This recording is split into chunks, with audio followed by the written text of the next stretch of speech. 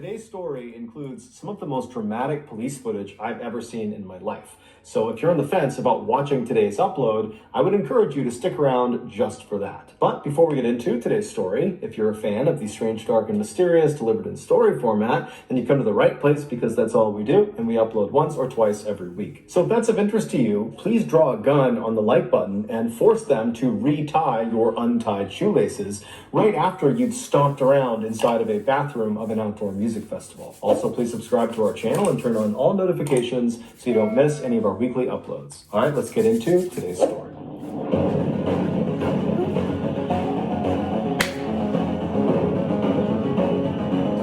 Dice roll. In 2015, 29-year-old Johnny Coxey and his wife, 25-year-old Megan Coxey, were living in a low-income section of Spartanburg, South Carolina. They both struggled mightily with drug addiction to the point where it was nearly impossible to get steady work, and so they often found themselves out on the streets begging for money. Their addictions also made it nearly impossible to be a good parent to their only child. And in fact, in December of that year, Child Protective Services stepped in and took their child away from them. And if that wasn't bad enough, almost immediately after their child was taken from them, both Megan and Johnny were arrested and thrown in jail for various offenses that were connected to their drug habits. So Johnny and Megan are at absolute rock bottom at this point as they're sitting in jail, but they were about to get a big break. After they both got out of jail, they were only in jail for a couple of days, Megan was contacted by a local, very successful real estate agent named Todd Kohlhepp. Todd was someone she had met previously when she used to be a waitress at a local diner, and Todd was reaching out to her to somewhat unbelievably offer her and her husband pretty decent paying jobs. Apparently, Todd had recently purchased this... I ain't clucking with Todd. I ain't clucking with them two sons of Gail.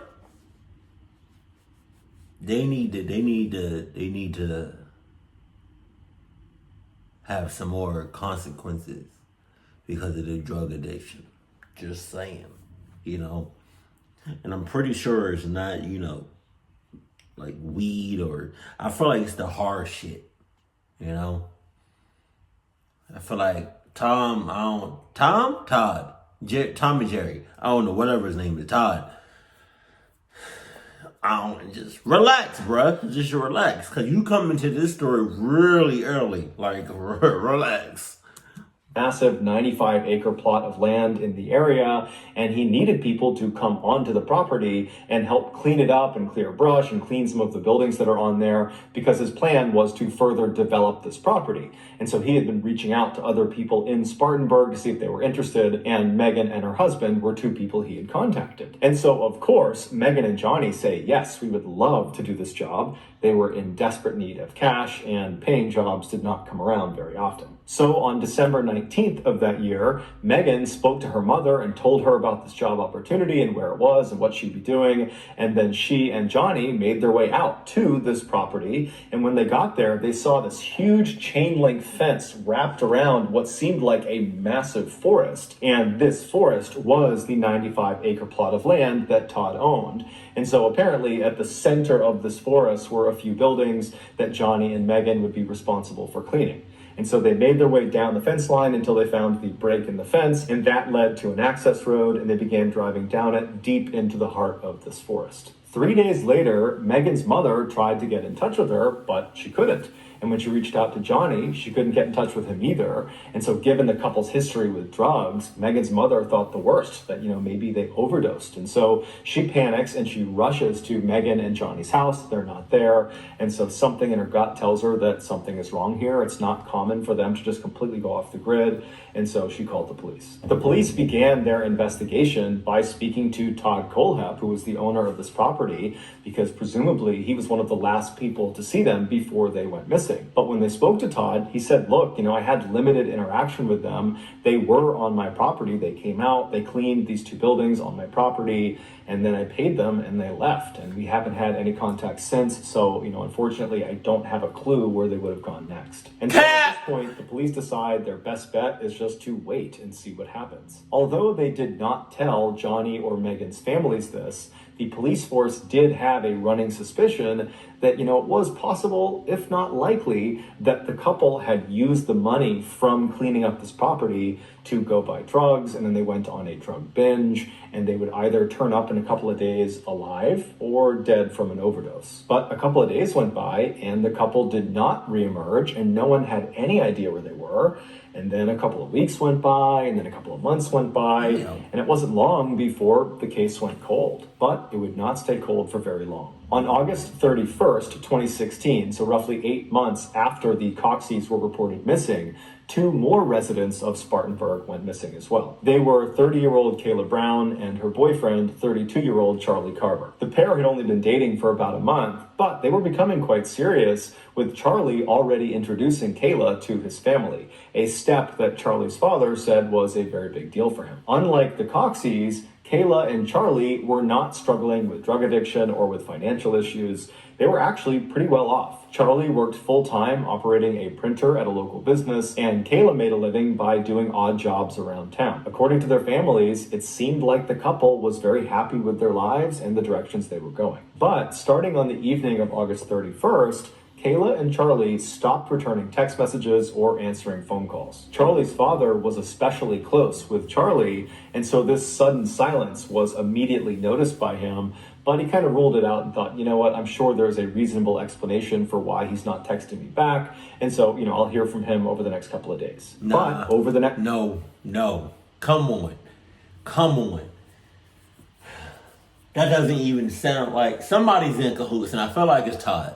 I feel like it's Tom and Jerry. Because it's like, how do you go from texting and calling somebody every day, multiple times a day? You're used to that. Then you go from, I haven't heard anything in a few days. My ass. Day one, I would have thought something was up.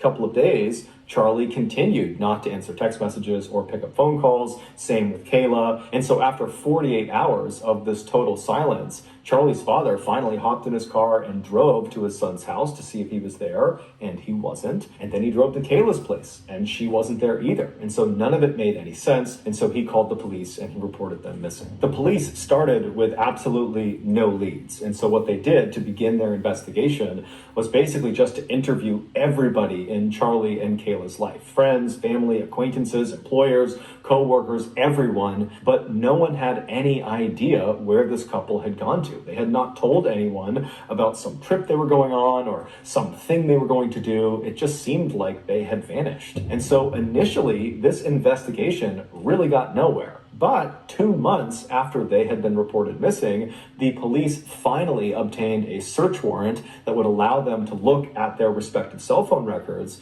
And when they looked at Kayla's cell phone records, they were able to triangulate roughly where her last known location was, according to pings her cell phone was sending off to nearby cell phone towers. And they discovered her last known location, at least of her cell phone, was inside of the same 95-acre plot of land.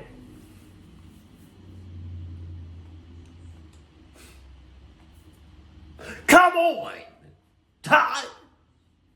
Tom and Jerry?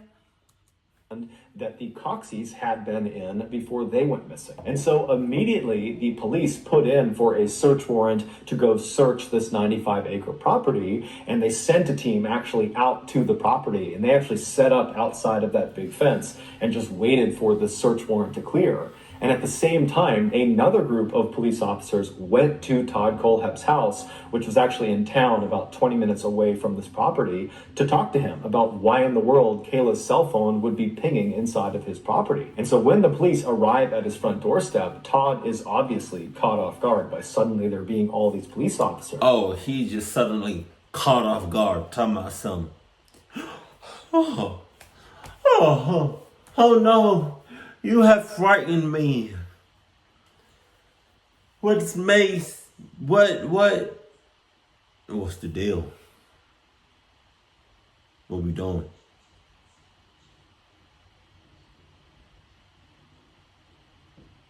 All right. Cool. You caught me. You caught me. Gotta say, I thought I was gonna have more time than this, but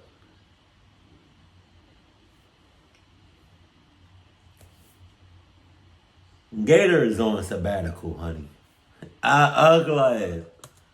And he does understand very quickly how unbelievably suspicious it looks that now you have potentially two couples that have gone onto his property right before they vanished. And so he says to them, look, I know how this looks, but I gotta tell you, I did hire Kayla and her boyfriend did come along with her. She went onto my property. She did some work for me. She cleaned up some stuff, cleared some brush. And then I paid them, and then they left. That is the last I saw of them. I have no idea why her phone would be on my property. At the same time, the team of police officers were kind of grilling Todd at his house.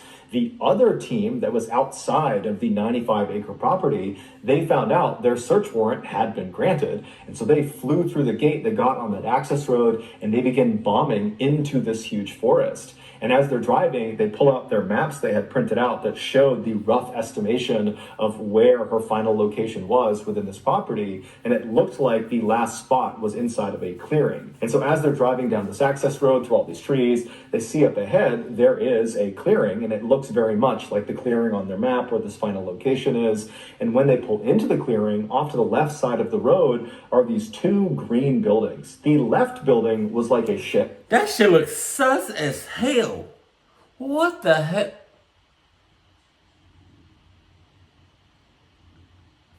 Okay. All right. Like something you might keep yard tools in, like lawnmowers and shovels and rakes, that kind of thing. And then right next to it on the right was this metal shipping container, and it had all these metal chains and 5 padlocks keeping it shut. Now, of course, the police are thinking, oh my goodness, is Kayla inside one of these buildings? Because this is probably where her last location was. And so right away, the police went inside of the left building, the shack, because it was easier to get into. There weren't padlocks all over it. And when they got inside, there really was nothing of note. Kayla was not in there. Charlie was not in there. There was no cell phone in there. It was just gardening tools. And so they went over to the right building, the shipping container, and they got out their metal cutting saws and their bolt cutters, and they began cutting into all of these locks and chains. And when they finally got that door open, they were absolutely astounded at what they saw inside.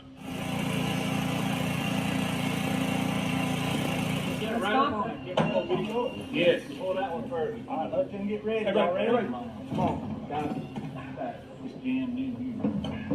Give me that crowbar back. Where's that? Here, pop it off. Big crowbar here.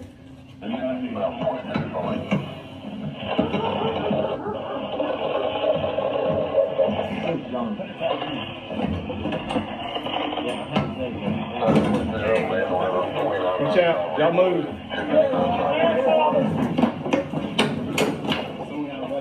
I got it. Watch out. Joey. Sheriff's officer. What?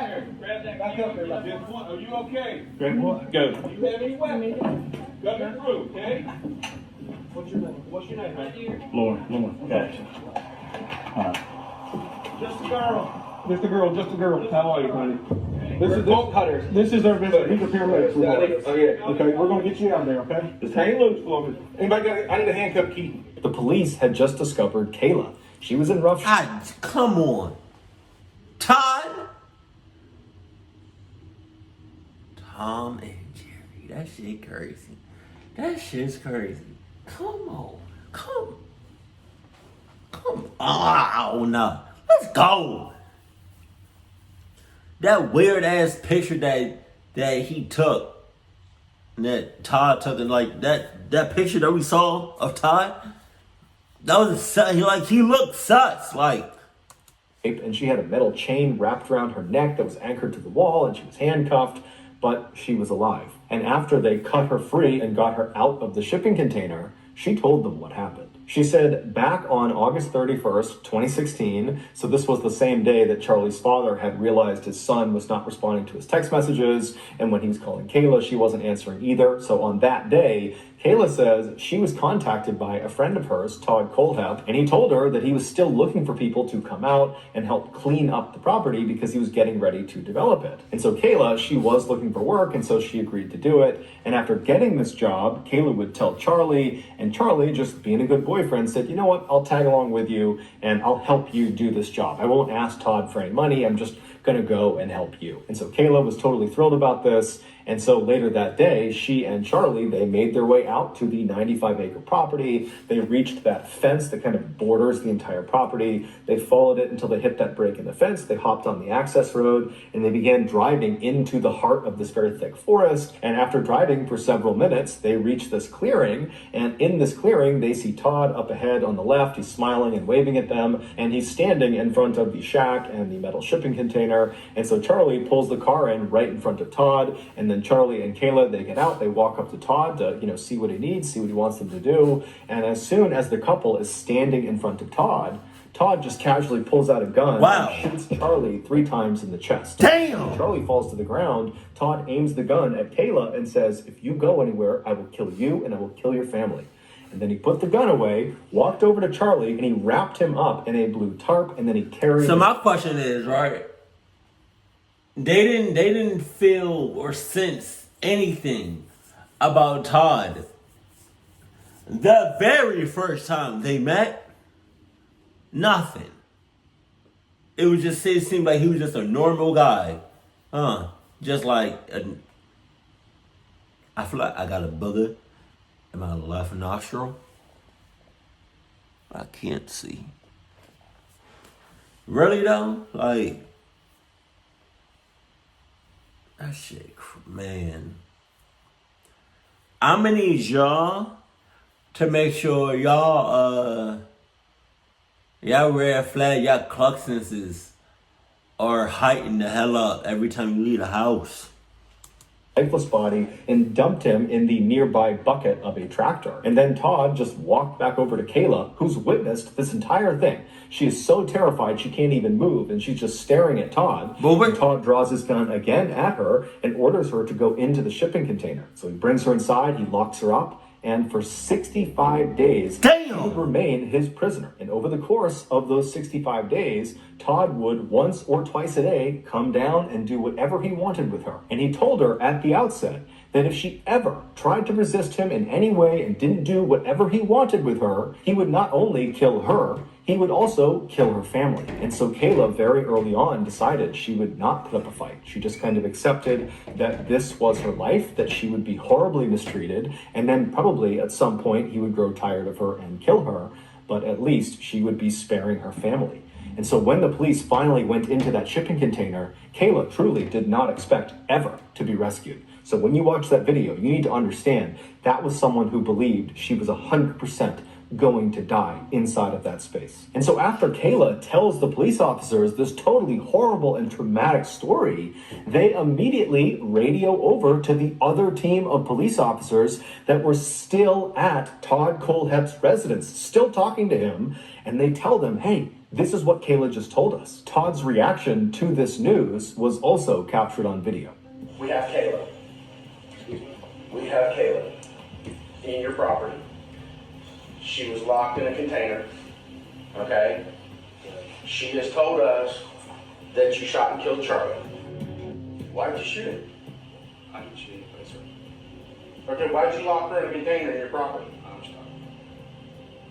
She's on your property right now, locked in a container. She's saying you buried Charlie's body on that property. So you're saying you didn't lock her up, you didn't put her in a Connex box or anything?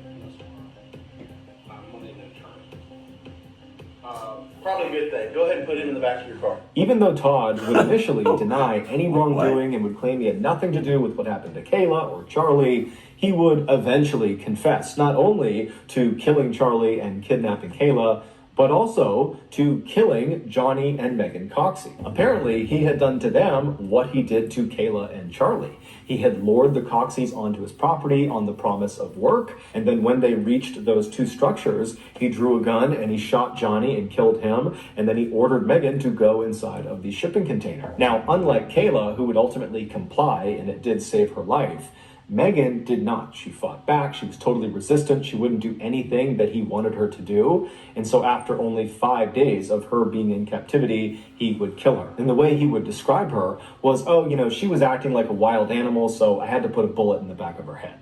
He didn't care at all about these people he had killed. Charlie, Johnny, and Megan's bodies would all be discovered in shallow graves right outside of that shipping container. Knowing he was potentially facing the death penalty and wanting to avoid that, Todd told police after he had confessed to these murders that he could actually confess to even more murders, and if he did, could they take the death penalty off the table? And so the police ultimately would agree, and Todd would tell them that back in 2003, he had walked into a motorbike shop and killed 4 of their staff members. Damn! Apparently, a couple of days earlier, they had offended him in some way. He had gone in there and they had kind of made some snide remark about how he was bad at riding motorcycles. It was kind of in good fun. It was not meant to be very mean, but Todd had taken it as an absolute offense and he could not stand for it. And so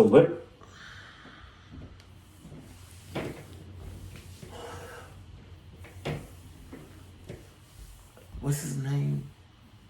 Dion Cole. He's a comedian. And he was just talking about how America just got so soft.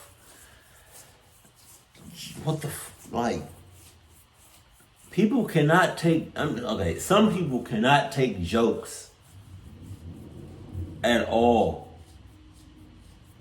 It's like, if I call you an ugly ass, or a head ass, or a dumb ass, or a cluck ass, not even knowing who I am, but my tone and how I'm saying it, you should know that I'm joking around.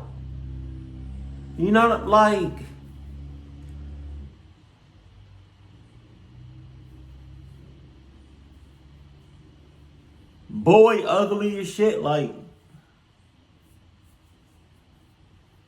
big ass forehead, you know what I mean? People can't take a joke no more. And because people can't take a joke, they shoot up the place. They steal couples. That's just ridiculous. That shit's ridiculous. In broad daylight, he had walked back into the store and gunned all of them down. And then once they were all down, he had walked by each of them and put an additional round into each of their heads. And so as Todd is telling the police this terrible story, he's totally nonchalant about it. He's laughing about it, and he's even bragging to police that they would be proud of him at how quickly he cleared the superbike shop, meaning how quickly he got in there and killed everyone inside. That somehow, because police officers use weapons too, they would appreciate how efficient he was. These 4 murders would be the only additional murders Todd would confess to, and they would be enough to take the death penalty off the table. But it's believed Todd had killed more people. In fact, he had blatantly admitted to Kayla when she was in captivity that his body count was in the high 2 digits. And most likely he was telling her this because he planned on killing her before she could ever escape and tell anyone. But of course, she was rescued, and so the world now knows. However, if Todd never confesses to any more murders, there's a very good chance we'll never know about them. One of the more disturbing aspects of this case is after it became public that Todd Kohlhepp was the killer, someone discovered that an anonymous account was doing all these product reviews on Amazon, and this anonymous account was Todd Kohlhepp. And the products he was reviewing were things like knives and shovels and chainsaws, and the reviews literally were about how he planned on using these tools to kill people, or they were how he had used these tools to kill people, or how he had disposed of bodies. And then there was also a couple of reviews of padlocks, and one of the reviews said he had 5 of them on a shipping container, and so now the shipping container was just like Hotel California. Hotel California is the famous song by the band The Eagles, and in this song, the famous line is, "You can check out anytime you like, but you can never leave." Todd was ultimately sentenced to 7 consecutive life sentences, which means he'll spend the rest of his life in prison.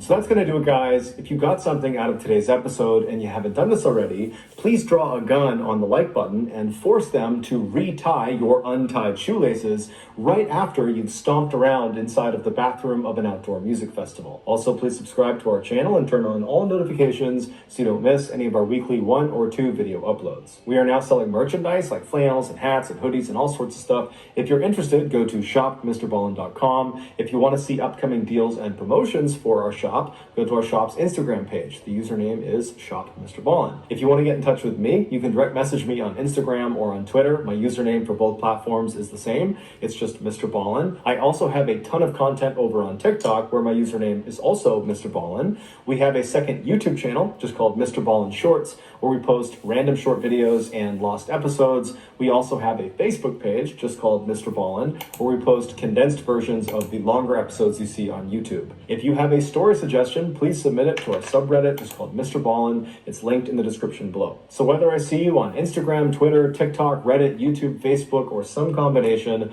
just know that I really appreciate your support. And until next time, that's going to do it. See ya.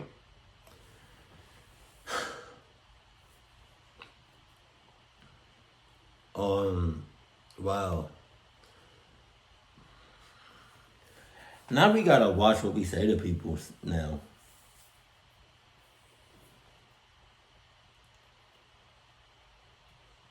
That's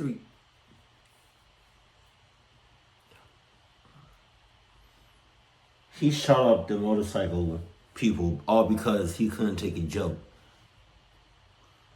I mean, you never know what somebody's going through at a certain point in time, but like,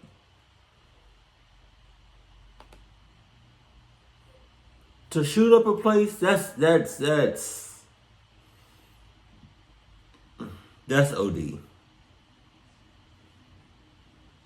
That's ridiculous.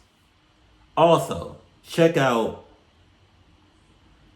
who you talk to, whether it's on the phone, whether it's in person.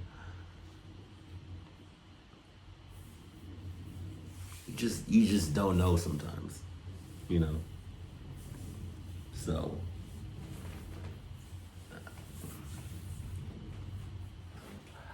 and I knew Todd, you know, was gonna look. I mean, I knew Todd was just, it's the way, like, I don't know what it was about Todd that made me not like him, but maybe it was just the fact of how fast he came to the story. Jesus.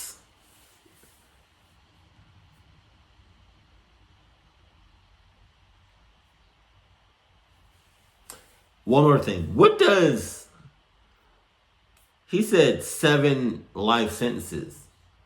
If let's say he had 1 life sentence, isn't that just for the rest of his life?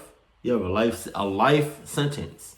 If he just gets 1 life sentence, isn't that the rest of his life? That's a bit excessive if you saying 7 life sentences. Maybe it's because, I don't know, maybe I just don't know what that means. But just, God. Watch what you say to people. That's all I got to say about that. Keep it cool, keep it classy, and I love you. Stay happy. My family.